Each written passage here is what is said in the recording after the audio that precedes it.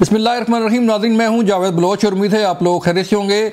2024 का सूरज ग़ुरूब हो गया और 2025 का सूरज जो है वो तुलू होने वाला है। ये नया साल किसके लिए कितना अच्छा होगा, क्या लेके आएगा, खुशियाँ लेके आएगा या मज़ीद मुश्किलात जो है वो लोगों को होंगी, इस पर हम बात करने जा रहे हैं कि तहरीक इंसाफ और हुकूमत के मुज़ाकरात जो हैं वो कामयाब हो पाएंगे, नहीं होंगे, क्योंकि बड़ी तवक्कुआत लगाई गई हैं तहरीक इंसाफ की तरफ से भी इन उम्मीदों जो मुज़ाकरात हो रहे हैं। लेकिन इसके साथ साथ तहरीक इंसाफ को तवक्कुआत हैं अमेरिका से कि डोनाल्ड ट्रंप साहब जो है वो इंटरवीन करेंगे और तहरीक इंसाफ के बानी चेयरमैन साहब जो है वो रिहा हो जाएंगे, क्योंकि 6 जनवरी को उनका 190 मिलियन पाउंड केस का भी फैसला आना है। और इसके साथ साथ अगर हम देखें जनवरी में तो 20 जनवरी को डोनाल्ड ट्रंप ने भी अपने ओहदे का चार्ज संभालना है। तो क्या सारे काम छोड़ के अमेरिका का प्रेसिडेंट जो है वो ये हुक्म सादर फरमाएगा कि तहरीक इंसाफ के बानी चेयरमैन को रिहा कर दिया जाए? इस पर बात होगी। और 2024 कैसा रहा नाजरीन, क्या खोया क्या पाया, और जो गलतियां हुई 2024 में क्या वो 2025 में जो है उसका उनका इजाला हो पाएगा? इस बात करेंगे। हमारे साथ मौजूद हैं आज सेंटर खलील ताहिर संधू साहब, उसमें नूर से सेंटर साहब आपका शुक्रिया वक्त देने का, अहमद वैद साहब आपका शुक्रिया वक्त देने का, तहरीक इंसाफ से आपका तल्लुक है। ताहिर साहब, मैं आपकी तरफ आता हूँ सर। 2024 एक तो जो है सियासी अदम इस्तेहकाम, फिर दहशतगर्दी के खिलाफ जंग, कई हमारे जवान शहीद हुए, कई शहरी शहीद हुए। कैसे देखते हैं कि जो 2024 में गलतियां थीं उनको दुरुस्त किया जाएगा और 2025 में वो गलतियां दोहराई नहीं जाएंगी, हालात ठीक हो जाएंगे? जी बहुत शुक्रिया। अल्लाह पाक करे, अल्लाह तबारक तआला कि हमारे मुल्क पे जो 2025 है उसका साया बहुत अच्छा साबित हो। आपकी बात बिल्कुल वाजिब और दुरुस्त है कि 2024 में बहुत सारी मिला जुला रद्द-ए-अमल रहा है और ख़ास तौर पे हमारी जो पाक आर्मी के बहुत सारे जवान हैं और रेंजर्स के और पुलिस के बहुत सारे शहीद हुए हैं। इसके अलावा पोलिटिकली ज़ाहिर है बहुत एक चलता है सारा जो भी है। लेकिन ये मैं बोलो सब एक ज़रूर बात कहूँगा कि ये सिर्फ साल नहीं बदल रहा, बहुत सारे लोग भी बदल रहे हैं, बल्कि लोग तो 2024 में ही बदलना शुरू हो गए। कि वो लोग जो हमें चोर कहते थे, डाकू कहते थे और जरदारी साहब को कहते थे कि हमारी गोली की नशिस्त पे है और MKM से हम हाथ नहीं मिलाएंगे, तो फिर उन्होंने कहा कि जब हम इनसे जी हर बंदे से हम मुज़ाकरात करने को तैयार हैं। ठीक है। दूसरी बात आपने की, ये तो जो अमेरिका ने या उनके किसी जो एडवाइज़र है उसने बात की है, अहमद वैद साहब हमारे सीनियर हैं, उनको पता है कि अमेरिका में तो खुद फौजी ट्राइब्यूनल्स काम कर रहे हैं जी। तो वो मतलब किस तरीके से ये बात कर सकते हैं, और ये पहला मुझे लॉजिक लगा, पहला लॉजिक अजीब सा। फर्स्ट टाइम अपने 96 में मैंने लॉ वकालत शुरू की थी एज ए बहुत जूनियर लॉयर। तो मैं देख रहा हूँ कि खान साहब पहले आज़ादी लेंगे ट्रंप के ज़रिए अपना पाकिस्तान से या जेल से, और फिर वो पाकिस्तान को आज़ाद कराएंगे अमेरिका से। मतलब मुझे ये समझ नहीं लग रही ये रॉकेट साइंस क्या है, इस तरह से भी कभी हुआ है। और दूसरा हमें एक तो जो अमेरिका की या किसी और की नज़र है, पाकिस्तान एक एटमी ताकत है और ये डेटरेंस के लिए नहीं है, ये सेल्फ डिफेंस के लिए भी है। और इस तरीके से सबकी नज़र अगर इस पर है तो इसमें मैं समझता हूँ बड़े हैं मेरे अहमद वैद साहब, ये हम सब इस बात पे एटमी प्रोग्राम के हवाले से हम सब यकजा और पूरी कौम इकट्ठे होंगे, पाकिस्तान के हवाले से भी और एटमी ताकत के हवाले से भी, क्योंकि ये बड़ी मुश्किल से ये काम हुआ था। इसको बनाना भी, इसको शुरू करना, डॉक्टर कबीर खान, जुल्फ़िकार अली भुट्टो शहीद और फिर मियां नवाज शरीफ का तमाम तर पाबंदियों के बावजूद चलाना इसको और इसका अपना उसका मुजाहरा करना, सारा कुछ देखना उसका, तो ये बड़ा मुश्किल काम हुआ। आपको पता है पाकिस्तान में इक्तिसादी पाबंदियां लग गई थी जब ये चलाया गया था। तो लेकिन इट डज नॉट मीन कि हम अपनी एटमी ताकत खो, सवाल ही पैदा नहीं होता, इस बात पे तो कोई समझौता नहीं हो सकता। बाकी आगे देखते हैं चल के कि आगे बाकी अभी नए साल में क्या होता है। 2 तारीख को मीटिंग है मुज़ाकराती टीम की, अभी देखते हैं उसमें क्या नतीजा निकलता है। मैं ज़ाती तौर पर यह समझता हूँ एज ए सियासी कारकुन और एज ए लॉयर, मेरा परसेप्शन ये कहता है कि जो बातें डायलॉग के जरिए और बैठ के हल हो सकती हैं और वो कर लेनी चाहिए जो गवर्नमेंट के बस में है। और लेकिन बहुत सारी चीजें बस में नहीं है। एक मसला है कि किसी को फौजी अदालत से सजा आई तो उसको तो हम तो नहीं रहा कर सकते। ये को 3 MP का तो मुकदमा नहीं कि डिप्टी कमिश्नर ने मुकदमा किया और गवर्नमेंट उसको छोड़ दे, नो नॉट एट ऑल। ये एक ऑडियो वीडियो जो एविडेंस है, आर्टिकल 164 जो है उसको कहता है कि ये एडमिसिबल एविडेंस है, तो उसके हवाले से ये एडमिसिबल एविडेंस पे सजाएं हुई है। बाकी आगे जाके जो भी होगा इनके पास 3 चांसेस हैं, ये अपील कर सकते हैं, उसमें जो भी रिजल्ट निकलेगा। जी अहमद वैद साहब, आप फरमाइएगा सर कि 2024 जारी बात है तहरीक इंसाफ के बानी चेयरमैन जेल में है और तहरीक इंसाफ भी मुश्किलात का शिकार है, तो आप समझते हैं कि 2025 में जो है तहरीक इंसाफ की मुश्किलात कम होंगी या जो डायलॉग हो रहे हैं उसके ज़रिए कुछ मामलात बेहतर हो पाएंगे? बिस्मिल्लाहिर्रहमानिर्रहीम। देखिए 2024 का साल जो गुजरा है, बड़ा ये साल मेरे ख्याल में हिस्ट्री में याद रखा जाएगा बहुत सारे एंगल से कि इस साल पाकिस्तान की जमहूरियत को तबाह किया गया। पाकिस्तान में रूल ऑफ लॉ के कॉन्सेप्ट को बदल के रूल ऑफ अथॉरिटी को लगा दिया गया, इन्फोर्स किया गया, और उसके बाद एक डेस्पोटिज्म यहाँ पे रूल निज़ाम ऐसा है जो कर रहा है। पाकिस्तान के जुडिशरी को इंडिपेंडेंट जुडिशरी से उसको हटा के, उस कैफियत से हटा के उसकी जगह के ऊपर आपने एक तनख्वाहदार मुलाजिम रख दिए जो कि डायरेक्ट हुकूमत के अंगूठे के नीचे हैं, जो हिल भी नहीं सकते। ये आइन में तरमीम जो है 26वीं तरमीम इस नज़रिए के मुताबिक की गई कि यहाँ पे रूल ऑफ लॉ ख़त्म करोगे, और रूल ऑफ लॉ जब तक ख़त्म नहीं होगा जब तक जुडिशरी कमज़ोर नहीं होगी। लिहाजा जुडिशरी को कमज़ोर किया गया, रूल ऑफ लॉ को ख़त्म किया गया। ये साल हमेशा तारीख में याद रखा जाएगा इस एतबार से। ठीक। और बाकी जो है वो 9 मई का वाक़या है। 9 मई का वाक़या तो 2023 का वाक़या चला आ रहा है। 2025 सर, 2025 जो है वो तरीके इंसाफ के लिए कैसा रहेगा उसको अहमद वैसा 2025 जो है एक लटकी तलवार की तरह इस्तेमाल किया जा रहा है। इससे बियॉन्ड उसकी हैसियत कोई नहीं है। तो इसलिए बहुत सारे एतबार से अब है कि एक विंडो ओपन हुई है अपॉर्चुनिटी की, जिसका मैं समझता हूँ, और वो ये है कि ये एक नेगोशिएशन के टेबल पे बैठ रहे हैं। ठीक है। तो मैं तो दुआ करता हूं कि ये एक पहले अगले साल का ये एक बहुत बड़ा और बड़ा कीमती तोहफा होगा अगर खुले दिल के साथ और सिंसियर हार्ट के साथ दोनों फरीकैन बैठें और मामलात को, ग्राउंड रियलिटीज को एक्सेप्ट करके जी और खौफ निकाल दें। अभी तक तो एक प्रॉब्लम सबसे बड़ी ये है कि इमरान खान के खौफ की बुनियाद के ऊपर इस वक्त एस्टेब्लिशमेंट और ये हुकूमत इकट्ठे होके जो भी पॉलिसीज बनाई जा रही हैं उसका बुनियाद सिर्फ खौफ तो है। इसलिए मुल्क तरक्की कभी नहीं करेगा इस तरह। अहमद वैसे आप समझते हैं कि तहरीक इंसाफ के बानी चेयरमैन जो है वो रिहा हो पाएंगे इस साल? जरूर हो सकते हैं, क्यों नहीं। उसके देखिए ना, इस वक्त तक तो उनके ऊपर कोई केस नहीं है, अंडर ट्रायल है इस वक्त। तो सिर्फ एक केस जो है वो अभी जिसका फैसला आना है, बाकी तो तमाम केसेस के अंदर वो अंडर ट्रायल है। और इससे पहले जो केस 8 फरवरी के इलेक्शन से पहले इनके फैसले करवाए गए थे, 3 केसों में सजा दिलवाई गई थी। अल्लाह के फजल से तीनों के अंदर वो बरी हो गए, हाई कोर्ट से और सुप्रीम कोर्ट से। इसी तरह से अब जो कैफियत है, अगर तो इस मामले को आगे चलाना, देखें ग्राउंड रियलिटीज का मतलब है कि अगर एक्सेप्ट कर लें तो पाकिस्तान में सबसे पॉपुलर लीडर इमरान खान है इस वक्त। जिन पाबंदियों के बावजूद लोगों ने उसको वोट दिया है, पाकिस्तानी कौम ने, और 9 मई के वाकया को दफन करके वोट दिया है। शहबाज शरीफ एंड कंपनी ने बाकायदा ये ऑर्केस्ट्रेटेड प्लान बनाया था फौज को और इमरान खान को मुलविस करने का और बदनाम करने का। अच्छा चलें, 9 मई बदनाम करने का था फौज के। अभी सेंटर साहब आप बताइए, मुज़ाकरात कामयाब हो जाएंगे और इन मुज़ाकरात के रिजल्ट में लगता है कि तहरीक इंसाफ के बानी चेयरमैन को कोई रिलीफ मिलेगा या रिहा हो पाएंगे? मैं इतनी है कि मैं बात नहीं कर सकता। विद अटमोस्ट रिस्पेक्ट बलोच साहब आपसे भी और अहमद अवैस साहब से भी, अभी 26वीं तरमीम की बात की, एक ज़मीनन बात कर रहा हूँ कि अभी आप मिलाएं फ़ोन अपने प्रोड्यूसर से कहें कि सलमान अकरम राजा साहब से मिला लें या मिला लें कामरान मुर्जा साहब से। दोनों they are very competent people, just like Ahmad Awais साहब, और बड़े अच्छे लायर, सीनियर लायर हैं। इनसे पूछिए 26वीं तरमीम है, क्या उसका मसवदा इन दोनों के एग्री नहीं हुए थे इस पे भला? और क्या आमर डोगर साहब जब मुज़ाकराती टीम से उठे हैं, क्या उन्होंने कहा नहीं कि हमें इस पे कोई इतराज़ नहीं है? क्या गौहर अयूब साहब ने ये नहीं कहा कि हमें कोई इतराज़ नहीं, बानी पीटीए से सिर्फ पूछ लें, बाकी हमें इस तरह मसवदे में कोई इतराज़ नहीं? हमारा तो मसवदा ये था ही नहीं। और ये तो सलमान अकरम राजा उनकी लूप में थे, और बार बार कामरान बाग भी आप बुला ले। मैं तो इस लेवल पे ये बात कर रहा हूँ, मुझे पता है अहमद अवैस साहब बैठे हैं, बड़े हैं हमारे, काबिल इज्जत हैं। मैं उनके सामने ये बात कर रहा हूँ कि अभी आप दोनों में से किसी एक को फोन मिला ले, कामरान मुर्जा साहब को मिला ले या सलमान अकरम राजा साहब को मिला ले, कि ये 26वीं तरमीम पास हुई है, क्या ये बिल्कुल इनको तो चाहिए था हमें वोट देते, उस पर गवर्नमेंट के हक में वोट करते अभी।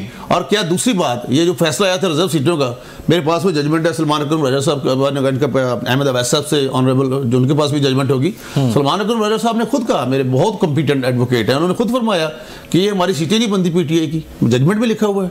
अच्छा, मैं आपको अभी देता हूँ, मेरे पास अभी राइट नाउ आप अहमद अवैस साहब को भी सेंड कर दीजिएगा, नंबर 1। नंबर 2, ये बार बार कहने जी वो फौज को लड़ाने की कोशिश की कि क्या सेनेटर एजाज चौधरी जो थे वो हमारे थे, अपना मुस्लिम लीग नून के रहनुमा थे, जो अपने बेटे को कह रहे थे कि हमने फौज का एक एक गमला तोड़ दिया और हमने कोर कमांडर के घर की कोई शायद जगह नहीं छोड़ी कायदे आज़म उसकी। क्या डॉक्टर यास्मीन राशिद साहिबा काबिल एहतराम है, क्या जब वो जेल रोड पर जिनका दफ्तर है उधर ट्रक के ऊपर बैठ के सबको कह रही है कि हमने सीधे से कमांडर हाउस जाना है, क्या वो हमारी मेंबर थी? क्या हसन नियाजी साहब इमरान खान साहब का सका भांजा नहीं है, क्या वो हमारा मेंबर था? किस तरह से ये कह सकती हैं? और अगर ये हमारे ये लोग थे तो इनको तो चाहिए था कि इनको ये लीगल नोटिस देते, इनके जो सेक्रेटरी जनरल थे पार्टी के, कि आपने ये गलत किया जी, हमारा नाम लेके इस्तेमाल किया हमें, क्या किसी को नोटिस दिया गया? ऐसी बात नहीं, ऐसे बातें नहीं छुपाने से नहीं छुपेगी, जो कुछ करना था। बल्कि ये बात सलमान अकरम रजा साहब ने पिंडी में कही कि अगर हम पे ये दोबारा हुआ, खान साहब ने कही कि अगर मुझे दोबारा गिरफ्तार किया तो इससे भी ज़्यादा सख्त रद्द-ए-अमल आएगा। और फिर सलमान अकरम रजा साहब जो सेक्रेटरी जनरल है उन्होंने फरमाया कि हमने जीएचक्यू में इतराज करना था, हमने को थाना सिविल ने तो जाके इतराज नहीं करना था। ये आपके अभी माना, उन्होंने खुद माना, तो हम तो ये बात कर ही नहीं रहे। तो मतलब इसको मानना चाहिए। और अगर मैं अब भी समझता हूँ अगर ये स्टे ना लेते तो जिसका जितना जुर्म है अगर बनता है कोजेंट एविडेंस है तो उसको सजा दी जाए या ना दी जाए, व्हाट्सएप कोर्ट का डिपेंड करता है। अगर किसी को कोई जुर्म नहीं है तो उसको रहा किया जाए, किसी की शख्सी आज़ादी को सलब नहीं किया जा सकता। मैं लेकिन मुज़ाकरात की जहाँ तक बात है, मैं ज़ाती तौर पर इस बात का कायल हूँ कि ये डायलॉग आप देखिए बड़ी बड़ी जंग, मतलब दूसरी जंग अजीम का जो था और बहुत सारे गज़वा ऐसे हुए हैं जिनके बाद अल्टीमेटली डायलॉग पे आके बात खत्म हुई है, मुज़ाकरात की टेबल पे बात खत्म हुई है। अब भी करे जो अहमद अवैस साहब ने फरमाया कि खुदा करे कि दोनों तरफ से एक एक्सेप्टेंस हो और नीयतन हर तरीके से सारे ठीक हो और पाकिस्तान की तरक्की और खुशहाली के लिए आगे चले और चलें यहाँ ब्रेक लेंगे सर, ब्रेक से वापस आएंगे तो फिर बात करेंगे कि मुज़ाकरात की कामयाबी का जो इम्कान है वो कितना ज़्यादा है। ब्रेक के बाद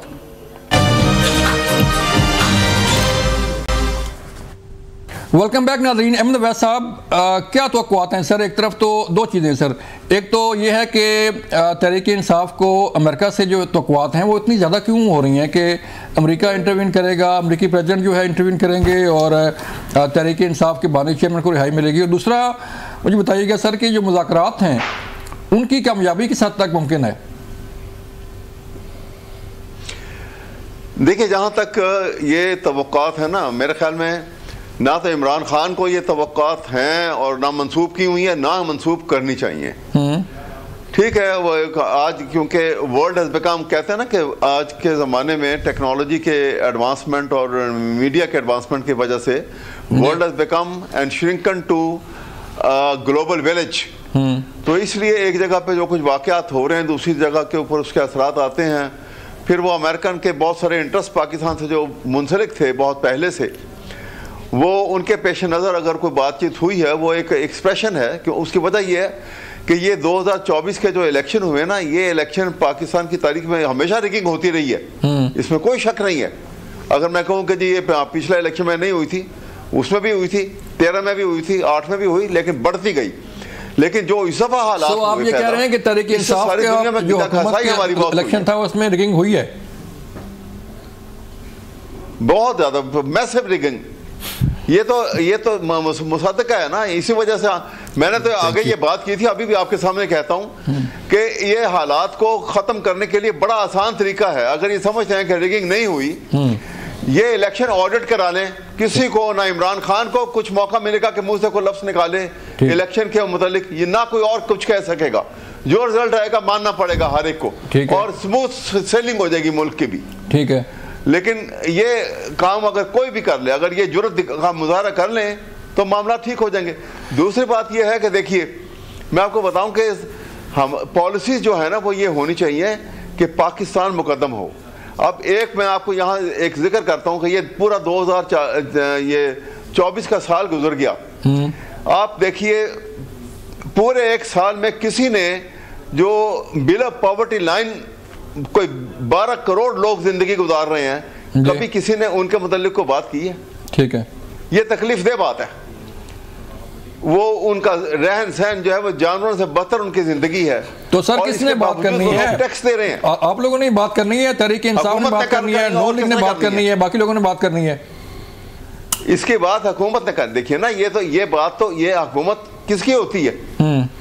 पाकिस्तान का आइन क्या कहता है? कहता है कि sovereignty lies with Allah to be exercised by the people of Pakistan through its chosen representatives। तो अवाम के अगर यहाँ ही गलत हो गया, वो नुमाइंदगान जो हैं वो चोजन हैं या नहीं है, ये एक डिबेटेबल इशू है, लेकिन ये जो हुकूमत बन गई उसने अगर उनका ख्याल नहीं करना, जो ऐसी क्लास है और ये परसेंटेज बढ़ती जा रही है, आप ये आपके रिकॉर्ड के ऊपर आप चेक कर लीजिए, हुकूमत से पूछ लीजिए, इस तेजी से बढ़ रही है कि 2.5 साल पहले ये 45% थे, अब ये 55% से ऊपर निकल गए हैं।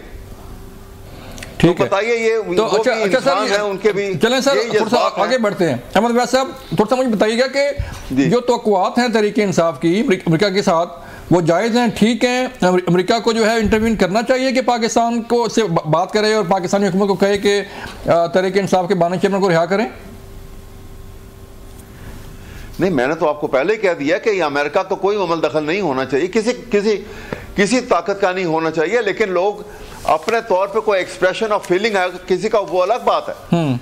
लेकिन ये पाकिस्तान के अंदरूनी मामलात में ये अपना करें, लेकिन अगर हमारे अंदर आप रूल ऑफ लॉ को बाला ताक रख देंगे, आप आइन की जो कैफियत है उसको उसकी बालादस्ती को कबूल नहीं करेंगे और आप यहाँ पर कानून की बालादस्ती को आप रूल ऑफ लॉ को रूल ऑफ अथॉरिटी से बदल देंगे, तो लोग जगहसाई भी करेंगे और लोग इस किस्म के हमारे ऊपर आवाज़ें भी कसेंगे।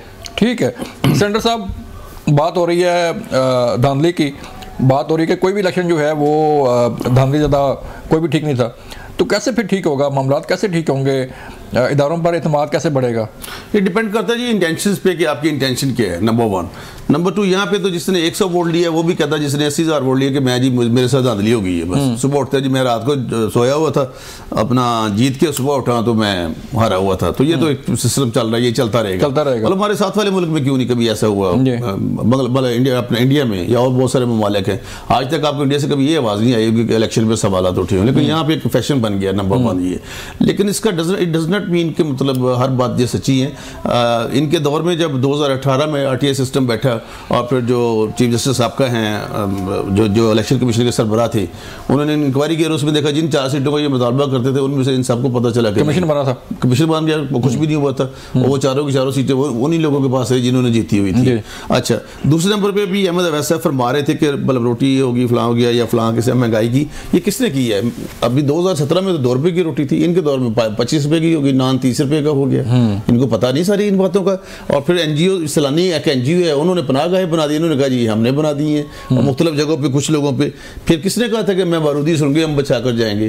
फिर IMF का प्रोग्राम शौकत तरीन साहब, मैं भी उस पंजाब में था, डिप्टी अपोजिशन लीडर था, तो हमारे जो मिनिस्टर थे मोहसिन लगारी साहब और दूसरे तैमूर झगड़ा, तो शौकत तरीन साहब ने कहा कि जी IMF का प्रोग्राम कैंसिल कर दिया इसलिए कि बानी को पकड़ लिया गया। वही प्रोग्राम जब आपको डॉलर की कीमत बहुत ज़्यादा बढ़ गई तो दोबारा फिर उस गवर्नमेंट दोबारा जो नई 18 माह की गवर्नमेंट आई उनको करना पड़ा ताकि मुल्क को इंसॉल्वेंसी से बचाया जा सके। तो देखना पड़ता है ये रेफरेंस टू द कॉन्टेक्स्ट के पीछे मोटिव्स क्या है, हरकत क्या है और इंटेंशन क्या थी, अल्टीरियर मोटिव थे। और उस अल्टीरियर मोटिव्स की वजह से पूरी की पूरी टीम ने मतलब सारा कुछ जो है ये 190 पाउंड वाला भी आपको आपके देखे इनके खुद मिनिस्टर नहीं बताते कि हमसे 190 मिलियन पाउंड कि हमसे वो शहजाद अकबर ने कहा कि ये लिफाफा नहीं खोलना, बस साइन करते हैं, आप ओके कर दें। और सब ने ओके कर दिया। पूछा एक दो मेंबर ने, श्री मुजारी ने पूछा, एक दो और ने पूछा, उन्होंने कहा नहीं जी बस ठीक है ये ओके कर दें, सारा कुछ कर दें। कैबिनेट मैं भी कैबिनेट में रहा हूँ 4 दफा, कभी ऐसा नहीं होता। ये यूनानिमस डिसीजन होता है और कलेक्टिव डिसीजन होता है और उसमें कलेक्टिव विजडम होती है। तो इस तरीके से ये पता चलेगा 6 को क्या होता है या क्या नहीं। लेकिन मैं दोबारा उसी बात पे आता हूँ कि बजाय इसके कि हम इल्जाम तराशियां करें, देखें ना इधर पहली मीटिंग हुई मुज़ाकराती टीम की, दूसरे दिन वो क्या गंदापुर कह रहा हूँ, गंडापुर ने कह दिया जी कि मैं बंदूकें लेके ये लेके वो लेके असला लेके इधर आता हूँ। जब वो आता है तो फिर वो कभी किसी जगह पे बैठ के अपना सरीना की खा के चला जाता है वापस, पिज़्ज़ा या कोई और चीज़ें, और मनाल के रास्ते से भाग जाता है वापस। आप लायर हैं 190 मिलियन पाउंड का अगर देखें तो तहरीक इंसाफ कहती है, जो अपना अहमद अवैस भी लायर है कि मेरिट नहीं बनता, इल्ज़ाम जो है वो दुरुस्त नहीं है। आप क्या समझते हैं कि नैब ऑर्डिनेंस के तहत जो सज़ा है अगर होती है सज़ा तो सज़ा कितनी बनती है? देखिए मेरी बात सुने, ये तो डिपेंड करता है क्वांटम पे कि कितनी क्वांटम है सज़ा का। लेकिन अहमद अवैस मेरे से सीनियर है, लेकिन उनको पता है कि ये तो प्राइम मिनिस्टर साहब को खुद चाहिए था कि ये 190 मिलियन पाउंड उस वक्त के प्राइम मिनिस्टर को कैसे बाहर चला गया, वो बल्कि इसकी तहकीक करा दे। उन्होंने इसको कबूल कर लिया, जिस बंदे ने पैसे भेजे उससे उन्होंने ट्रस्ट बना लिया और सुप्रीम कोर्ट को जो अकाउंट में पैसे आने थे व्हाट्सएवर, तो ये पैसे कहीं के कहीं और चले गए। और सबसे बड़ी बात यह है कि आपने कंटेम्प्ट ऑफ पार्लियामेंट की है, कंटेम्प्ट ऑफ कैबिनेट की की है, गवर्नमेंट की, कि आपकी अपनी पूरी सारी कैबिनेट बैठे और आप वहां पे बगैर ऐसा एजेंडा जो आप उनको बताते नहीं है। और ये मैं नहीं कह रहा, इनके अपने मिनिस्टर्स, फवाद चौधरी ने कहा, ये शीरीन ने कहा, शरीफ मज़ारी ने कहा, और बहुत सारे मिनिस्टर्स कह रहे हैं कि हमें तो बताया नहीं गया कि एजेंडा इसमें है कि इस कागज में एक बांध लिफाफा था, सबसे कहा जी आप ओके कर दे, हाथ खड़े कर दे। तो अब ये तो बेसिकली ये तो फ्रॉडुलेंटली सारा कुछ हुआ है ना। अब पता चलेगा जी कि ये तो डिपेंड करता है नैब के जज पे कि इसकी जो कितनी कोजेंट एविडेंस को मद्देनजर रखते हैं और किस लेवल पे जाके वो सजा करते हैं या बरी करते हैं। I can not say anything prior to the, जब तक कोई बात आती नहीं चाहिए कि फैसले से, क्योंकि मामला जो है अगर सजा होती है सर तो इसका असर कोई मुज़ाकरात पे पड़ेगा? डिपेंड करता है जी। देखिए सजा तो हम नहीं दे रहे, सजा गवर्नमेंट तो नहीं दे रही। हाँ। सजा तो बेसिकली अगर देनी है, अगर होती है, मुझे नहीं पता, तो वो तो कोर्ट नहीं दे रही है ना जी, हम तो नहीं दे रहे। तो मेरे ख्याल में उसका तो मुज़ाकरात में कोई असर नहीं पड़ना चाहिए। लेकिन आई can not say about the punishment, क्योंकि मैं एज ए लॉयर में कभी भी नहीं वो बात करूंगा जो अदालत में ऑलरेडी केस लगा हुआ है और मैं उसके बारे में कोई बात करूँ। ठीक है, ठीक है, बिल्कुल। इसका अगर सजा होती है नहीं होती, इसका असर जो है मुज़ाकरात पर नहीं पड़ेगा। लेकिन बात यह है कि मुज़ाकरात कामयाब कैसे होंगे। मिलते हैं ब्रेक के बाद। वेलकम बैक नाज़रीन। अहमद अवैस साहब, मुज़ाकरात ज़ाहिर बात है आप लोग बैठे हुए हैं टेबल पे, टेबल टॉक हो रही है और जो TOR बन रहे हैं, डिमांड्स किस हद तक जो है वो तहरीक इंसाफ लचक का मुजाहरा करेगी? कि ज़ाहिर बात है आपने अभी कहा कि दोनों फ्रीकैन को लचक का मुजाहरा करना चाहिए। तहरीक इंसाफ किस हद तक जा सकती है कि मुज़ाकरात कामयाब हों? देखिए, जब मुज़ाकरात की टेबल पे बैठ गए हैं तो लचक ज़रूर होगी। जब भी आप मुज़ाकरात के नीयत से बैठते हैं तो फिर वहाँ पर आपको फ्लेक्सिबिलिटी जो है वो किसी हद तक तो दिखानी पड़ती है ना। एक फिर रिजिडिटी के साथ तो मुज़ाकरात नहीं होते हैं। फिर कुछ ना कुछ आप कुछ मानेंगे, कुछ मनवाएंगे, उसकी परसेंटेज जो है वो वेरी भी कर सकती है किसी स्टेज के ऊपर। लेकिन उसका तरीक़ेकार यही होता है, नेगोशिएशन का मकसद ये होता है। और ये तरीक़ेकार जो है ये आपको मालूम है कि इवन उस मौके के ऊपर वो सुलह हुदैबिया भी हुई थी, तो उसमें भी तो देखें आप कि वहाँ पर भी कुछ बातें मानी गई थी, कुछ मनवाई गई थी।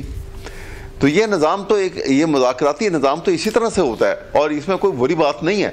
हर एक को अपनी अना से नीचे आना पड़ता है और ग्राउंड रियलिटीज़ को एक्सेप्ट करना पड़ता है। सबसे बड़ी बात ये है।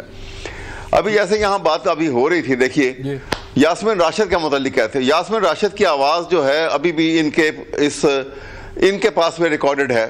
वो इंटरनेशनली तमाम मीडिया में जहाँ जहाँ ये केस के मुतालिक बात हुई है वहाँ भी आई। वो बार बार ये कह रही हैं कि यहाँ पे कोर कमांडर हाउस के बाहर खड़े होकर मुजाहरा करना है, इससे आगे नहीं जाना।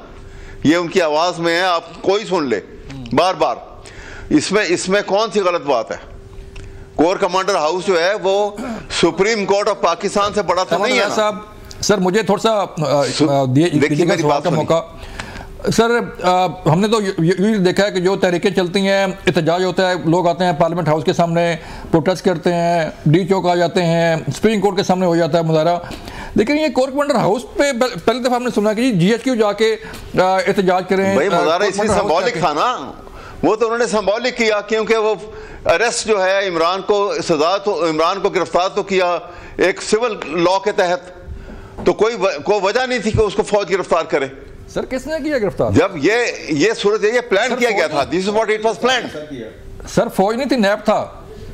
देखिए ना, हाँ जी, फौज नहीं थी, नैब था। नैब फौज की थोड़ी है कि वो हमारे नैब सिविल लॉ के अंडर है। आप देखें तो सही, उसके बाहर खड़ी थी। नहीं, कोर कमांडर के बाहर सब के सब। लेकिन ये उससे पहले ये अब इसीलिए हम कहते हैं कि आप इंक्वायरी कराएं कि जिस वक्त ये वहां पे पहुंचे, जो IG पुलिस ने प्रेस कॉन्फ्रेंस में टाइम लाइन दी थी उसके मुताबिक तो 5:30 बजे 5:35 पे ये सारा जुलूस कोर कमांडर हाउस के बाहर पहुंचा था। करा लेते आवाज की। लेकिन जो अंदर तोड़फोड़ हो रही थी, अंदर जो घड़ी लगी हुई थी वो अभी वो लोगों के पास वो फुटेज जो है मौजूद है, वो रिकॉर्ड के ऊपर भी आई हुई होंगी। ठीक है, वहां पे 5:05 दिखा रहे हैं वो टाइम और अंदर तोड़फोड़ हो रही है। वो लोग कौन थे? तो घड़ी इसीलिए हम कह रहे हैं इंक्वायरी करवाएं।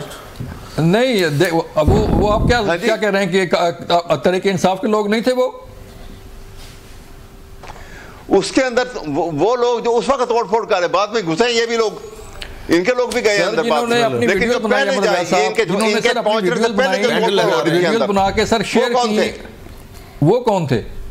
वो कौन लोग थे देखिए ना, यही तो मैं आपको कह रहा हूं, ये सारी बातें जो हैं। और तीसरी बात, जब इंक्वायरी होगी वहां ये भी सामने आएगी कि पंजाब पुलिस और आईजी पुलिस कहां था। हाँ। क्या पुलिस का काम जो है पब्लिक एंड प्राइवेट प्रॉपर्टी और सेंसिटिव प्रॉपर्टीज जो है उनको प्रोटेक्ट करना उनकी जिम्मेदारी नहीं है? अभी तो एक 10, 15, 20 और 50 फुट के फासले के ऊपर आप कंटेनर लगा देते हैं रोकने के लिए। उस दिन पंजाब पुलिस नजर नहीं आई, पूरे सूबे के अंदर नजर नहीं आई। कहाँ गई थी डॉक्टर साहब? क्यों रोका गया? कौन लोग थे? किसने रोका? वो कौन लोग थे और जिनकी वीडियो जो है उन्होंने खुद शेयर की? जवाब है किसी के पास? अहमद वैसे साहब काबिल रहम, वो तो खुद कह रहे हैं कि यास्मीन राशिद साहब बाहर खड़ी थी कोर कमांडर हाउस के बाद, वहाँ लेने क्या गई थी मेरी वो बहनों की तरह। नंबर 2 हसान न्याजी का पैंट को नहीं लहरा रहा, वहाँ प्रोटेस्ट कर रहे थे। प्रोटेस्ट सर वहाँ तो नहीं होता ना, प्रोटेस्ट तो नासिर बाग में हो सकता है। जी आपने जो कहा ठीक है, सेंट्रल जज सब क्या कह रहे हैं अपने बेटे को कि हमने एक गमला तोड़ दिया, कोई चीज नहीं छोड़ी कोर कमांडर हाउस की। क्या वो टीवी पे नहीं चला सर? और चाहिए तो ये था जो इनको लॉयर था उसको फराजी करवा लेते हैं आवाजों को कि इनकी आवाजें नहीं है, ये है या नहीं है। अब तो कुछ नहीं हो सकता ना, तो ट्रायल हो गया और कोजेंट एविडेंट के साथ ट्रायल हुआ है। मतलब हम दोनों लॉयर्स हैं, but he is a senior. लेकिन अब जो फौजदारी, मैं फौजदारी वकील हूँ, इसमें बहुत सारे मोड आते हैं जिसमें वकील को कहता है मैं फॉरेंसिक करवाता हूँ, मैं इनकी लिखाई चेक करवाता हूँ, ये फलां चेक करवाता हूँ, ये सारा कुछ क्या को आइडेंटिफिकेशन पीरियड जो बट्स एवर जो भी टर्म्स है। तो इसलिए अब तो 164 ज़ाब्ता जो है अपना कानून शहादत एविडेंस एक्ट 1984 उसके तहत वो चूँकि काबिल अपना दखाल शहादत है, एडमिसिबल एविडेंस है, उसके तहत सजा हुई है। अब इनके पास 3 अपीलें हैं, 3 अपीलों का टाइम है, ये 3 अपीलें करेंगे, जो भी रिजल्ट होगा वो आप अदालत जाने और हम जाने, हमारा तो उसमें कोई सरोकार नहीं। कोई हल है सर? कोई ये तलखियां दूर हो जाएं, ये हाल यही है कि ये जो जत्थे हैं, जत्थे तीसरे चौथे दिन आके तो हमला कर देते हैं अपना, इधर आके पहले फौज पे किया, फिर उसके बाद आप डी चौक पे कर दें या आप अंदर आ जाए रेड जोन में, ये खत्म करें। और दूसरा ये गंडापुर को मना करें कि वो अपने सूबे पे तवज्जो दे, आपने जो वहाँ पे करम एजेंसी में लोग मर रहे हैं बेचारे उन पे तवज्जो दे, ये बार बार इधर जुल्फे लहराता हुआ ना एक पंजाब में। और तीसरा हमारे बहुत मोहतरम है राजा नासिर अब्बास साहब, वो इनके अलाइज हैं, वो देखिए वो क्या कर रहे हैं कि बाकी तीनों सूबों में जिस सूबे का मसला उसमें कुछ नहीं कर रहे हैं और बाकी तीनों सूबे में हड़तालें करवा रहे हैं। ऐसे नहीं होता जी। मेरी बात सुनिए, मेरी बात सुनिए। बोलिए सर, बोलिए। जी सुनिए, मैं ये कह रहा हूँ, देखिए मेरी बात सुने, एक ये ज़हन में बिठा लें, कोई पाकिस्तानी, ये कौम जो है ये वालहाना अपने फौजियों से प्यार करती है क्योंकि बड़ी कुर्बानियां दी हैं। ठीक, फौजियों ने कुर्बानियां दी हैं और उससे बड़ी कुर्बानी इस कौम ने भी दी है। गुर्बत के बावजूद इन्होंने अपना पेट काट के वो बजट पूरा किया कि इतनी बड़ी कौम फौज बने ताकि इंडिया इतना बड़ा मुल्क है उससे मुकाबला कर सकें। तो और इसी वजह से आपने देखा कि किस कदर इज्जत और ताज़ीम फौज की थी। ये इज्जत और ताज़ीम जो है इस वाक़े से ख़त्म जो ये है, ये बाई प्लान हुई है। मुझे तकलीफ इस बात की है तो और हर पाकिस्तान को तकलीफ इस बात की है। सर आपके अपने लोगों ने की है, वही गए नहीं हुई। प्लान पर किसका था? देखिए यही सुनिए ना, मेरी बात सुनिए, ये नहीं ना प्लान, यही तो मैं आपको बता रहा हूँ, यही सुनिए ना। देखिए मैं आपको बताऊं, जो आज से 1997 में सुप्रीम कोर्ट जो एक सबसे बड़ा अदारा है जिसके बगैर सिंबल है वो जुडिशरी का, उसके बगैर कोई मुल्क जो है निज़ाम नहीं चल सकता। वहाँ पे जो हमला हुआ था वो हमला जो है वो तारीख में लिखा गया कि जजिस कोर्ट वर्क कर रहे थे, उनको अपना कोर्ट छोड़ के भागना पड़ा अपनी जान बचाने के लिए। जो इतनी बड़ी इतनी तादाद में लोगों ने जाके स्टॉर्म किया था सुप्रीम कोर्ट के ऊपर। और वो यहाँ से बाकायदा शहबाज शरीफ ने, पंजाब के चीफ मिनिस्टर थे, और नवाज शरीफ इन्होंने प्लान करके भेजे थे वहां पर। ये तो ऑन रिकॉर्ड है, सुप्रीम कोर्ट की जजमेंट जिसने भी किया था। मैं यही अर्ज कर रहा हूं, देखिए ना, यही कह रहा हूं कि आप इसी तरह से अगर उन्होंने बाहर खड़े होकर प्रोटेस्ट किया तो प्रोटेस्ट को इतना जितना बड़ा जुर्म था सजा दें आप, लेकिन आप इंक्वायरी करा लेते तो पता लग गया था कि वो लोग जो तोड़फोड़ करने हैं उसमें कितने लोग इनके हैं, कितने लोग इनके नहीं है, ये पता लगता है। हमारे लोगों को पहचानते नहीं थे। देखिए ना अहमद वैद साहब, बात यह है कि जो लोग अपनी वीडियो खुद बना के शेयर कर रहे हैं व्हाट्सएप ग्रुप में और फेसबुक पे, वो कौन थे? नहीं ये देखिए ना, कोई वीडियो आपने नहीं बनाने वाली बात है। ये जो वीडियो सारी मौजूद है। एक मेरी बात, एक जवाब दे दीजिए थे, एक सेंटेंस बोलूंगा आप ये बताइए, ये अभी कुछ लोगों को सजा हो गई ना, 2.25 साल से यास्मीन राशिद जेल में है, उसका ट्रायल क्यों नहीं किया गया? तो आपने स्टे लिया हुआ था, जब इतना बड़ा जुर्म किया उसने, उसका ट्रायल क्यों नहीं हो रहा अब तक? उसका ट्रायल क्यों नहीं हो रहा? क्योंकि उसकी वो आवाज़ जो है वो छुपाई नहीं जा सकती, और वो आवाज़ जो है वो आवाज़ इसके बाहर से आ रही है, और क्योंकि वो उसकी जियो फुटेज भी और सारी फुटेज मौजूद है। फॉरवर्ड है कोई, अब क्या होना क्या चाहिए इन शॉर्ट? मैं इसलिए कह रहा हूं ना कि आप बैठे हैं वहां अक्रॉस द टेबल, इन मामलात को सुलझाने के लिए एक खुले दिन से कोई रास्ता निकालें और मामलात हल हो जाएं। बिल्कुल, मैं तो ये कह रहा हूं ये सारे मैटर ऑफ पास्ट बताइए वे फॉरवर्ड सर क्या अच्छे है? हुए ये खत्म हो जाए। जी मैं भी यही जो अहमद अवैस साहब कह रहे हैं, मैं उनको सेकंड करूंगा कि बिल्कुल बैठ के 2 तारीख को भी दोबारा मीटिंग होनी है। तो बिल्कुल ठीक है, उन्होंने सुलह हदैबिया का हवाला भी दिया कि कुछ चीज़ें मनवानी पड़ती हैं, कुछ माननी पड़ती हैं, तो मिलकर ही चला जाए तो पाकिस्तान की जो खुशहाली है इसी में है, पाकिस्तान की तरक्की भी इसी में है, और किसी दुश्मन को मौका भी नहीं मिल सकता अगर कौम इकट्ठी हो तो। जी मुज़ाकरात जो है वो जारी रहने चाहिए, लेकिन लचक का मुजाहरा गवर्नमेंट करेगी? डेफिनेट करना नहीं, लचक वही कर सकते हैं ना जी जो गवर्नमेंट के बस में है। एक मिसाल देने लगा हूँ, अगर एक फौजी अदालत किसी को सजा देती है तो उसमें गवर्नमेंट तो कुछ नहीं कर सकती, और सेकंडली वो भी हमारे भाई हैं, वो भी किसी के बच्चे हैं, वो भी शहीद हुए हैं, उनके भी जिस्में भी तोड़े गए हैं। मतलब एक जो अपना असल में मैं अहमद अवैस साहब से रिक्वेस्ट करना चाहता हूँ, हम्बल सबमिशन, कि अपने जो इंटरनेशनल इन्फ्लुएंसर है उनको समझाएं कि खुदा के लिए आर्मी के खिलाफ चलें, हमारा मामला है, हमारा अपना मामला है। नाज़रीन, ये था अपना ख्याल रखिएगा। अल्लाह हाफिज़।